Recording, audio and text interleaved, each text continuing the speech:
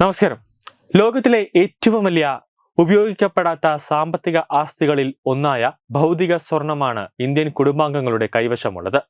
ഇന്ത്യയിലെ സ്ത്രീകളാണ് ഈ സ്വർണത്തിന്റെ കാവലാൾ. ലോകത്തിലെ സ്വർണത്തിന്റെ ഏകദേശം 11% ഇന്ത്യൻ സ്ത്രീകളുടെ പക്കലാണ് എന്നാണ് ലഭിക്കുന്ന വിവരങ്ങൾ. 25,000 ടൺ സ്വർണം. ഇത് America, Germany, Italy, France, Russia എന്നിവയുടെ സംയോജിത കരുതൽ ശേഖരത്തെക്കാൾ വളരെ കൂടുതലാണ്. ഇന്ത്യയുടെ സ്വകാര്യ സ്വർണ്ണ സമ്പത്തിന്റെ അമ്പരിപ്പിക്കുന്ന അളവാണ് ഇത് അടിവരയിട്ട് പറയുന്നത്. യുഎസിന്റെ കൈവശം 8,133 ടൺ സ്വർണം ഔദ്യോഗികമായി ഉണ്ട്. ജർമ്മനിയുടെ പക്കലുള്ളത് 3,355 ടണ്ണാണ്.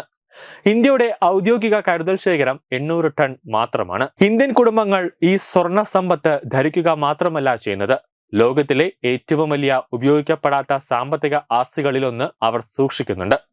ഈ സാഹചര്യത്തിൽ ഈ സ്വർണം എപ്പോഴെങ്കിലും ലോക്കറുകളിൽ നിന്ന് സമ്പദ് വ്യവസ്ഥയിലേക്ക് മാറുമോ എന്നാണ് നിതിൻ കൗശിക് ചോദിക്കുന്നത്.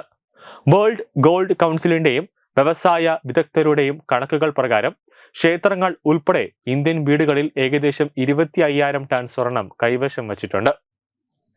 നിലവിലെ വിലയിൽ ഇത് 2.3 2.4 ട്രില്യൺ ഡോളറിലധികം വിലമതിക്കുന്നു.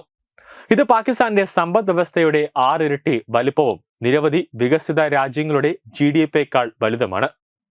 വില കുതിച്ചുയരുന്നുണ്ടെങ്കിലും ഇന്ത്യൻ കുടുംബാംഗങ്ങൾ അവരുടെ കരുതൽ ശേഖരം ലിക്വിഡേറ്റ് ചെയ്യുന്നതിൽ വലിയ താൽപര്യങ്ങൾ കാണിച്ചിട്ടില്ല.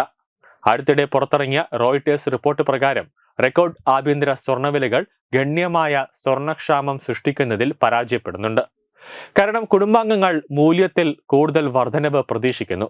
ഭൗതിക സ്വർണത്തിന്റെ ആകർഷണം സംസ്കാരത്തിനും അതോടൊപ്പം തന്നെ പാരമ്പര്യത്തിനും അതീതമാണെന്നാണ് വിശകലന വിദഗ്ധർ പറയുന്നത്. പണപ്പെരുപ്പം, വ്യാപാര യുദ്ധങ്ങൾ, ഭൗമരാഷ്ട്രീയ സംഘർഷങ്ങൾ എന്നിവയാൽ അസ്ഥിരമായ ഒരു ലോകത്ത് അനിശ്ചിതത്വത്തിനെതിരെ സ്വർണം വിശ്വസനീയമായ ഒരു ആസ്തിയായി തുടരുന്നുണ്ട്. വിപണിയിലെ ചാഞ്ചാട്ടത്തിനിടയിൽ നിക്ഷേപകർ സ്വർണത്തിലേക്ക് തിരിയുന്നു. പേപ്പർ കറൻസിയിൽ നിന്ന് വ്യത്യസ്തമായി സ്വർണം പതിറ്റാണ്ടുകളായി മൂല്യം നിലനിർത്തുന്നുണ്ട്.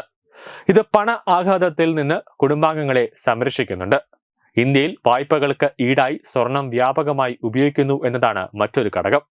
ഇത് കുടുംബാംഗങ്ങൾക്ക് അവരുടെ ആഭരണങ്ങൾ വിൽക്കാതെ പണമൊഴുക്ക് അൺലോക്ക് ചെയ്യാൻ അനുവദിക്കുന്നു. ഇന്ത്യയിലെ സ്വർണം വെറും അലങ്കാര സമ്പത്ത് മാത്രമല്ല, അതൊരു സാമ്പത്തിക സുരക്ഷാ വലയാണ് എന്നാണ് മുംബൈ ആസ്ഥാനമായുള്ള ഒരു ബുള്ളിയൻ വ്യാപാരി പറയുന്നത്. പരമ്പരാഗത സർക്കാരുകൾ സോവറിൻ ഗോൾഡ് ബോണ്ടുകൾ, ഗോൾഡ് മോണിറ്ററൈസേഷൻ സ്കീമുകൾ തുടങ്ങിയ പദ്ധതികളിലൂടെ ഗാർഹിക സ്വർണം സമാഹരിക്കാൻ ശ്രമിച്ചിട്ടുണ്ട്. എന്നാൽ ഉപഭോഗം പരിമിതമാണ്.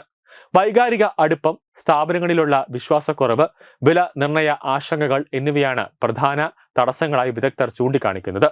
എന്നിരുന്നാലും ഈ വലിയ സ്വർണശേഖരം ഔപചാരിക സാമ്പത്തിക ഉപകരണങ്ങളിലേക്ക് മാറ്റുന്നതിന് പോലും ഇന്ത്യയുടെ കനത്ത സ്വർണം ഇറക്കുമതി ബിൽ കുറയ്ക്കുമെന്നും കറണ്ട് അക്കൗണ്ട് കമ്മിറ്റിയിലെ സമ്മർദ്ദം കുറയ്ക്കുമെന്നും നിഷ്ക്രിയ സമ്പത്തിനെ ഉൽപാദനപരമായ നിക്ഷേപത്തിലേക്ക് നയിക്കുമെന്നാണ് ചിലർ വാദിക്കുന്നത്. ആഗോള അനിശ്ചിതത്വങ്ങൾ ഉയരുകയും സ്വർണ്ണവില ചരിത്രത്തിലെ ഏറ്റവും ഉയർന്ന നിലയിലേക്ക് എത്തുകയും ചെയ്യുമ്പോഴും മഞ്ഞ ലോഹത്തോടുള്ള ഇന്ത്യയുടെ അഭിനിവേശം മന്ദഗതിയിലാകുന്നതിന്റെ ഒരു ലക്ഷണവും കാണിക്കുന്നില്ല.